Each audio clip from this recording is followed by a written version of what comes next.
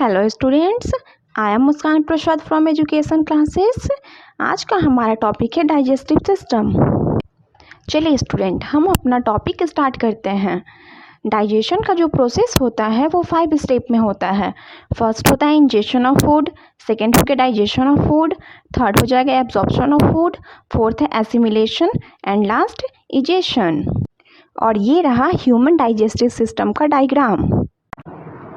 Digestion का process सबसे पहले माउथ से स्टार्ट होता है, उसके बाद वो माउथ में सलाइवा से मिक्स हो जाता है। अब आप सोचेंगे कि सलाइवा क्या है। Saliva is a digestive juice which is secreted by the salivary gland. और ये क्या काम करता है, तो ये हम लोग के फूड में जो भी स्टार्च होते हैं उसको वो शुगर में कन्वर्जन का काम करता है। उसके बाद फूड पाइप में चला जाता है, जो कि हमारे नेक से चेस्ट तक फैला हुआ रहता है। जिस पाइप से फूड जाता है उसी पाइप को हम लोग ओसोफेगस पाइप और फूड पाइप भी बोलते हैं। लेकिन यहाँ पर डाइजेशन का कोई काम नहीं होता है। इसके बाद ये फूड हम लोग के स्टोमक में चला जाता है। आप इस डायग्राम में फूड पाइप का इमेज देख सकते हैं। फूड पाइप से होकर हम लोग का फूड जो है वो स्टोमक में तो चला गया, लेकिन अब स्टोमक उसको कैसे डाइजेस्ट करता है उसको अब हम देखते हैं। हम लोग का स्टोमक जो होता है वो गैस्ट्रिक जूस और हाइड्रोक्लोरिक एसिड सेक्रीट करता है। और हाइड्रोक्लोरिक एसिड जो है वो हमारे फूड में जो भी माइक्रो ऑर्गेनिज्म है उसको वो किल करता है और एक एसिडिक मीडियम प्रोवाइड करता है for the effective digestion. Hydrochloric acid का तो काम हो गया। अब हम देखते हैं कि गैस्ट्रिक जूस क्या काम करता है। गैस्ट्रिक जूस जो होता है वो एक एंजाइम से क्रिएट करता है जिसको कि हम लोग बोलते हैं पेप्सिन। और ये पेप्सिन जो प्रोटीन है हम लोग के फूड में प्रेजेंट, उसको वो सिंपलर सब्सटेंसेस में ब्रेक करता है जिससे कि वो ईजिली डाइजेस्ट हो सके। और उसके बाद भोजन 1 to 4 आवर में वो पच जाता है। वो डिपेंड करता है कि हम लोग का फूड किस टाइप का है। हाँ, तो अभी तक हमने देखा कि सबसे पहले हमारा फूड माउथ के थ्रू लिया गया, फूड पाइप में गया, उसके बाद स्टोमक के थ्रू टेक किया गया। और देन अब हम देखते हैं कि हम लोग का फूड स्मॉल इंटेस्टाइन में जा रहा है, तब क्या होगा। स्मॉल इंटेस्टाइन में हमारे फूड का एब्जॉर्प्शन होता है। और जब हमारे फूड का एब्जॉर्प्शन होगा तब उस फूड में जो भी मटेरियल्स प्रेजेंट हैं वो हमारे बॉडी के ब्लड तक पहुंचेंगे और हमारे सारे बॉडी के पार्ट्स में भी पहुंचेंगे। तो हम देखते हैं कि डाइजेशन का प्रोसेस स्मॉल इंटेस्टाइन में कैसे होता है। यह 2 टाइप से होता है। फर्स्ट हो जाएगा secretion from the liver and pancreas, second हो जाएगा digestive juice secreted by the small intestine. हाँ, तो स्टूडेंट्स अब हम देखते हैं कि स्मॉल इंटेस्टाइन में लीवर किस तरह से फूड के डाइजेशन में हेल्प करता है। बच्चों, आप जानते हैं कि लीवर जो है वो सबसे लार्जेस्ट ग्लैंड होता है हम लोग के बॉडी में और एक रेडिश ब्राउन कलर का होता है। और ये एब्डोमेन के राइट साइड में अपर में प्रेजेंट होता है। और ये क्या काम करता है, तो ये बाइल जूस जो होता है जो हम लोग के खाना पचाने में मदद करता है वही ये सेक्रीट करता है, जिसके थ्रू जो भी हम लोग की बॉडी में फैट्स होता है वो डाइजेस्ट होता है। और बाइल जूस जो है वो stored in the sac called the gall bladder. यहाँ पर देखिए, यहाँ पर मैंने लीवर और पेनक्रियाज का इमेज दिया है। फर्स्ट वाला में सिर्फ लीवर है और सेकेंड वाला में लीवर पेनक्रियाज के साथ है। हमने लीवर का तो देख लिया कि लीवर किस तरह से डाइजेशन में हेल्प करता है। अब पेनक्रियाज भी देख लेते हैं।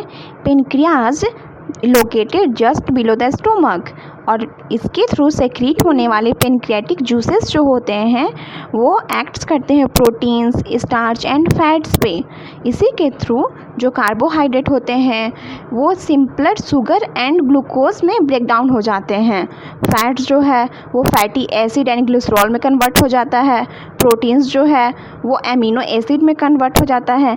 As a result small intestine में जो डाइजेशन का प्रोसेस होता है ईजिली हो जाता है।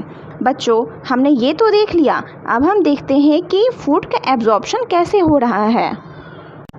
एब्जॉर्प्शन ऑफ फूड में डाइजेशन के बाद जो भी मॉलिक्यूल्स होते हैं वो काफ़ी छोटे छोटे पार्ट्स में ब्रेक हो जाते हैं, जिसके थ्रू वो जो भी हम लोग के वॉल है, इंटेस्टाइन के जो वॉल है उस पर वो जाते हैं और उसके बाद ही हमारे बॉडी के ब्लड में जाते हैं।